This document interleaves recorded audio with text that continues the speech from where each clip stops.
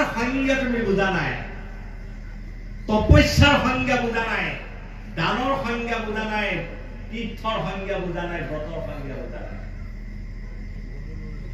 যদি একশৰণ হল দান হল, যদি একশৰণ হল তীৰ্থও হল, যদি একশৰণ হল ব্ৰতো হল, যদি একশৰণ হল দক্ষিণাও হল, একশৰণ হল যদি যজ্ঞও হল, যদি একশৰণ নহল তীৰ্থও নহল, একশৰণ নহল দান নহল, একশৰণ নহল ব্ৰত নহল, একশৰণ নহল তীৰ্থ নহল, একো নহল, সকলো হৰিনামতেই শেষ হয়। এই নিৰ্ণয়টোলৈকে বিষয় মানুহবিলাকক আহিবলৈ ছবিয়ে আহ্বান জনাইছে। বিষয় মানুহক এই উপলব্ধিটোলৈ যাতে আহিব পাৰে। কোনটো উপলব্ধি? বাকী অসাৰ আৰু নশ্বৰ কথাবিলাকক এৰি প্ৰকৃত সাৰ কথাটোত যাতে মানুহে নিৰ্ণয় ল'ব পাৰে। কোনটো? কেৱল কৃষ্ণৰ শৰণ আৰু আশ্ৰয় লোৱাটোৱে, কেৱল কৃষ্ণ গুণনাম শ্ৰৱণ কীৰ্তন কৰাটোৱে কলিযুগৰ একমাত্ৰ যুগ ধৰ্ম। ইয়াৰ ব্যতিৰেকে কলিযুগৰ যুগ ধৰ্ম নাই, মনুষ্যৰ প্ৰয়োজন বেলেগ নাই।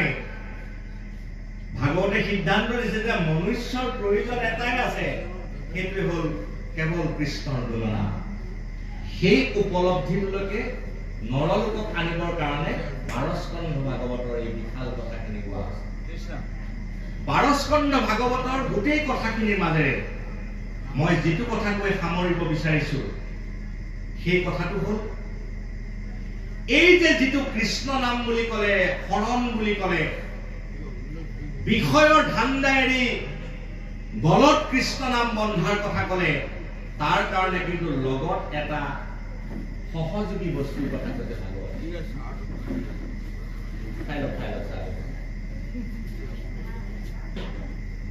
কি বুলি কলে? ভাগৱতত 3টা বস্তু আছে, 3টা শব্দ। প্ৰথমটো হল ভগৱানৰ নাম, দ্বিতীয়টো হল সৎসংগ, আৰু আনটো হল শৰণ। এই কথাবিলাক মানে কোন কথাবিলাক? কৃষ্ণ কথাবিলাক। কথাবিলাকক সংসাৰত ভাগ কৰিছিল। আমি পতা কথাবিলাকক সংসাৰে বেলেগ বেলেগ ধৰণত ভাগ কৰা হৈছে। আমি পতা কিছুমান কথাক ভাগৱতে কৈছে আলাপ, কিছুমান কথাক কৈছে সংলাপ, কিছুমান কথাক কৈছে বিলাপ, কিছুমান কথাক কৈছে অপলাপ, আৰু কিছুমান কথাক কৈছে প্ৰলাপ। আপুনি মই ৰাতিপুৱাৰ পৰা গধূলিলৈকে যিমানবোৰ কথা পাতি সময় নষ্ট কৰো, এই কথাবিলাকক বুজাবলৈ ভাগৱতত কেইটামান শব্দ আছে। এটা আলাপ, বিলাপ, সংলাপ, অপলাপ আৰু প্ৰলাপ। ভাগৱতে থিৰাং কৰিছে যি কথাত কৃষ্ণ নাই সেইটোৱে হল প্ৰলাপ।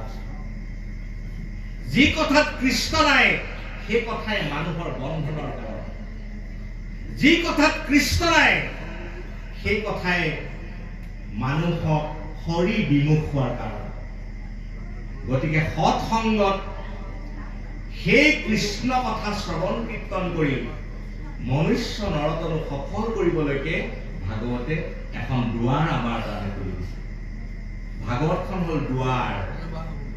এই দুৱাৰে এখন কিহৰ দুৱাৰ? বাপে পিছফালৰ পৰা কৈছে মুকুতিৰ দুৱাৰ, ভকতিৰ দুৱাৰ। এইখন দুৱাৰেদি গ'লে কলিযুগত মুকুতি লাভ হয়, ভকতি লাভ হয়, পৰম পদ লাভ হয়, ঈশ্বৰ পদ লাভ হয়। তাকেই ভাগৱতে ছবিখণ্ডৰ দ্বাৰা এই কথাখিনি নিবন্ধিত কৰিছে। শেষৰ পদটো বা পাওঁৰে কৃষ্ণ राम देखा जुग धर्म साई विलंबत कार्य नाई अतरे गलत बांधा नाम नामरा विषय भूले कृष्ण কিঙ্কৰে বোলে নিৰন্তৰে বোলা ৰাম এতিয়া সিদ্ধান্ত তোলে আহক আগতে আমি স্কুল বিলাকত কি শিকিলো বুলি আছে ন ইয়াত এটা সিদ্ধান্ত কেইটা দিলে এতিয়া আমাৰ কাম কি আজি নিশ্চয় প্ৰথমৰ পৰা পঢ়িছে নহয় প্ৰথমৰ পৰা আমি পঢ়িলো নহয় শুনিলো এটা সিদ্ধান্তলৈ আহিব লাগে দেখা যুগ ধৰ্ম চাই বিলম্বত কাৰ্য নাই মানে এতিয়া দেৰি কৰা আৰু সময় নাই দেৰি হৈয়ে গৈছে যথেষ্ট কৈছে যে দেৰি কৰাৰ এতিয়া সময় নাই সত্তৰে গলত বান্ধা নাম সত্তৰে মানে সাৱধানে সতৰ্কতাৰে পৰম যত্নৰে সত্তৰ শব্দতে আটাইকেইটা অৰ্থ বুজায় গলত কৃষ্ণ নামটো বান্ধিব লাগে গলত কৃষ্ণ নাম বান্ধিব লাগে প্ৰকৃত অলংকাৰ কৃষ্ণ নামটো গাইছে ভগৱন্ত কৃষ্ণই কৈছে মই এধাৰী অলংকাৰ কেতিয়াও নুশুনো এই অলংকাৰ বিধৰ কথা ভাগৱতত কৈছে এই অলংকাৰ বিধ কি জানে তেওঁৰ নাম ভকতে গায় যেতিয়া গায় কৈছে যে মই সেই মালাধাৰী মই গাঁঠি পিন্ধো ভগৱন্ত ঈশ্বৰে এধাৰী মালা সকলো সময়তে পিন্ধি থাকে সেই মালাধাৰী কি তেওঁৰ একান্ত ভক্তসকলে গোৱা তেখেতৰ নাম সেইকাৰণে কৈছে যে সত্তৰে গলত বান্ধা নাম এটা নাম গলত বান্ধিব লাগে নাম যাতে মনলৈ আহে মুখলৈ আহে বুদ্ধিলৈ আহে কি বুলি কৈছে যে নমৰা বিষয়ৰ ভুলে কৃষ্ণৰ কিংকৰে বোলে নিৰন্তৰে বোলা বিষয়ৰ এখন কিন্তু জাল ইয়াত পতা আছে বিষয়ৰ জাল এখন ইয়াত পতা আছে গজেন্দ্ৰই আমাক কৰি দেখুৱালে প্ৰহ্লাদে মৰিও নমৰা হৈ দেখুৱালে হয় নহয় এখন বিষয়ৰ জালত আমি পৰি আছো গজেন্দ্ৰৰ দৰে হয় নহয় গজেন্দ্ৰৰ দৰে নহয় জানো গজেন্দ্ৰই য'ত ক'ত পৰিছিলে গজেন্দ্ৰ সৰোবৰত আমিও সংসাৰ সৰোবৰত গজেন্দ্ৰৰ দৰে পৰি আছো কাল মায়াৰ বিষয় আমাকো টানি আছে মৰণৰ ফালে বন্ধনৰ ফালে ঈশ্বৰবিহীন এখন নশ্বৰ পৃথিৱীৰ ফালে প্ৰহ্লাদৰ দৰে অবিচলিত ভক্তি প্ৰহ্লাদ হল অবিচলিত ভক্তিৰ প্ৰতীক যিকোনো পৰিস্থিতিত জীৱনৰ যিকোনো অৱস্থাত জীৱনৰ যিকোনো দুৰ্যোগত কৃষ্ণ নাম আৰু সেৱাৰ পৰা নিজক বিচলিত নকৰা দৃঢ়তাৰ প্ৰতীক হল প্ৰহ্লাদ হয় নে নহয় গতিকে গজেন্দ্ৰৰ দৰে শৰণ প্ৰহ্লাদৰ দৰে নামত অবিচলিত ভক্তি কৰিব পাৰিলে বিষয়ৰ ভুলৰ পৰা মানুহে পৰিত্ৰাণ পাব মই কেতিয়াবা কৈছো এই কথাটো আপোনালোকে হয়তো শুনিছে সংসাৰত জন্ম হোৱা মানুহ তিনিবিধ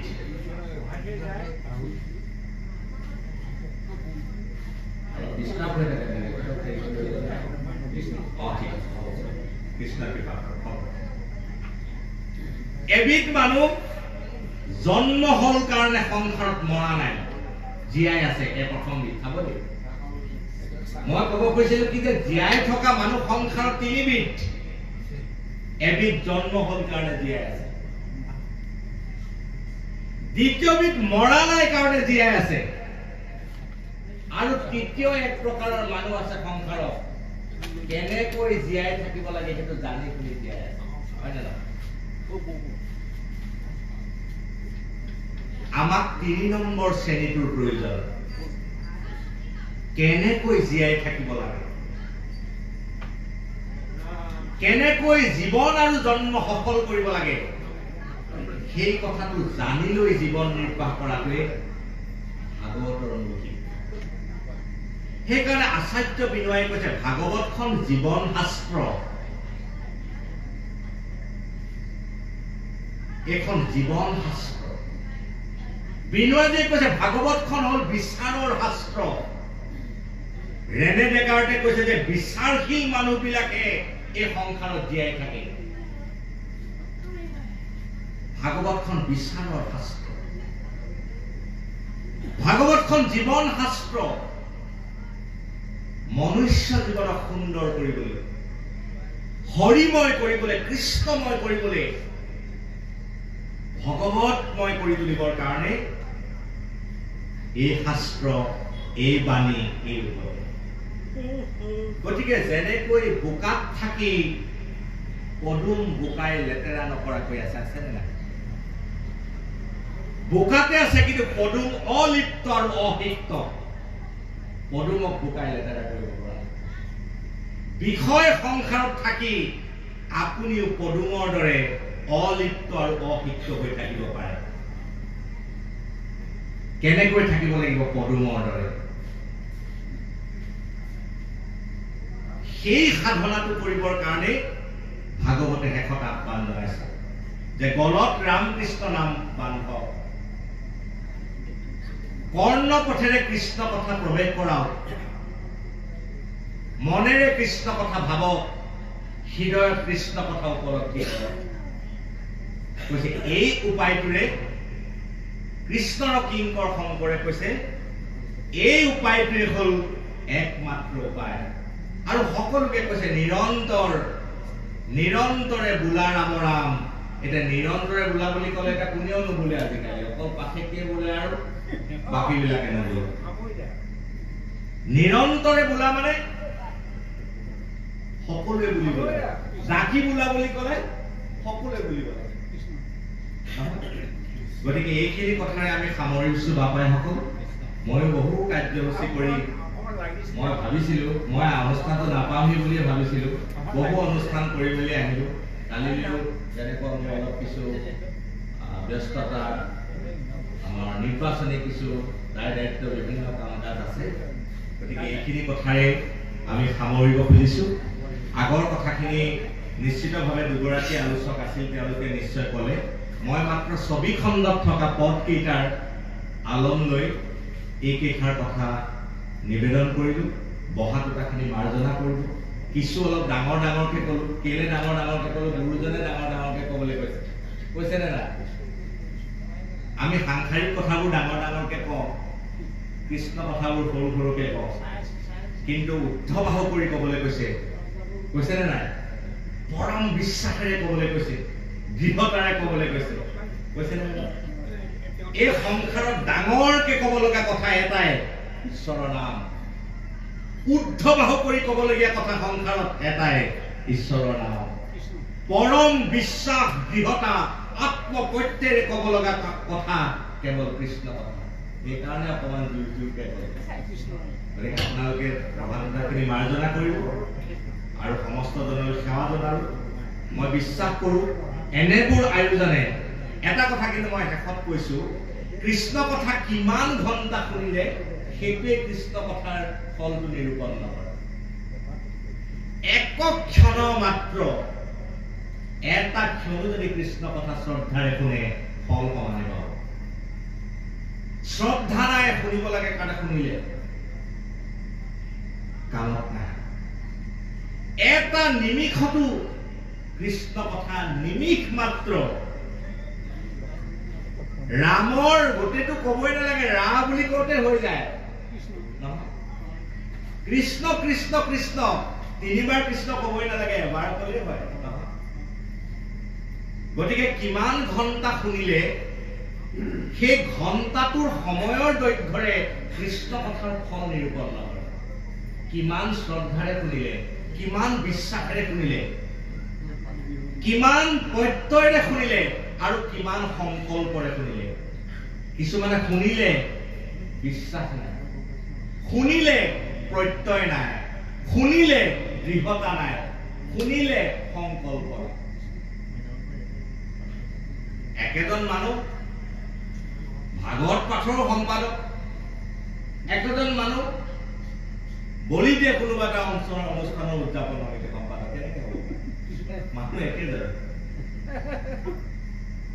ভাগৱত পাঠ হ'লে তেওঁ সম্পাদক আৰু ইফালে হ'লে এইটো সম্পাদক কেনেকৈ শুনিলে দৃঢ়তা নাই শুনিলে বিশ্বাস নাই শুনিলে প্ৰত্যয় নাই শুনিলে সংকল্প নাই গতিকে সংকল্প লৈ শুনিব লাগিব দৃঢ়তা লৈ শুনিব লাগিব পৰম বিশ্বাস আৰু আস্থা লৈ শুনিব লাগিব তেতিয়া কিন্তু ভাগৱতৰ ক্ৰিয়া ব্যক্তি জীৱনৰ লগত কৰিব সমাজ জীৱনৰ লগত কৰিব এখন ভাগৱত সন্মত সুন্দৰ সমাজ মই বিশ্বাস কৰোঁ ভাগৱতৰ ওচৰত থাকিলে সেইখন সমাজ কেতিয়াও অৱক্ষয় হ'ব নোৱাৰে সেইকাৰণে ভাগৱতে কৈছে শুনিও কৰ চাপিও ওচৰ ভাগৱত আদিত্যৰ শুনিও কৰ চাপিও ওচৰ ভাগৱত আদিত্যৰ আনু শাস্ত্ৰ হব তাহাৰ আগত বাতিৰ যেন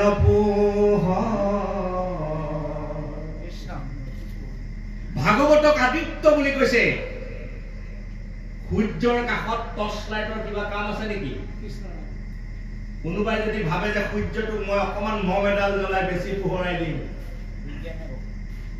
নোৱাৰে সূৰ্যক আৰু আপুনি টৰ্চ জ্বলাই পোহৰাব নোৱাৰে আপোনাৰ টৰ্চে গণ্ডগোল নজ্বলিবহে টৰ্চ ভাগৱতক আদিত্য বুলি কৈছে সেইকাৰণে কৈছে যে শুনিও কৰ নৰ চাপিও ওচৰ ভাগৱতৰ ওচৰলৈ আহক ভাগৱতৰ ওচৰলৈ আহক মানে ঈশ্বৰৰ ওচৰলৈ আহক কৃষ্ণৰ ওচৰলৈ আহক নামৰ ওচৰলৈ আহক ভক্তিৰ ওচৰলৈ আহক বিশ্বাসৰ ওচৰলৈ আহক যোগ ধৰ্মৰ ওচৰলৈ আহক নহয় কেলে আহক এয়া আদিত্য সকলো শাস্ত্ৰৰ ভিতৰত ভাগৱতক আদিত্য বুলি কৈছে আনু শাস্ত্ৰ হ'ব তাহাৰ আগত বাতিৰ যেন পোহৰ সেইকাৰণে ভাগৱতৰ ওচৰলৈ আহক গাঁৱত অঞ্চলত এনেকৈ এটা অনুষ্ঠান পাতি অকণমান ভাগৱতৰ ওচৰলৈ যদি আমি ব্যক্তিক সমাজক আনিব পাৰো আপুনি দেখিব যে ভাগৱতৰ প্ৰভাৰে সেইখন সমাজ সেই পৰিয়াল সেই অঞ্চল কিন্তু আলোকিত য'তেই ভাগৱতৰ পোহৰ পৰিব বিশ্বাস ৰাখিব তাত আৰু একো শংকা ভয় নাথাকে এতিয়া কিন্তু মানুহ তাৰ পৰা আঁতৰি গৈছে ভোগবাদ বস্তুবাদে মানুহক ঈশ্বৰক পাহৰাই দিছে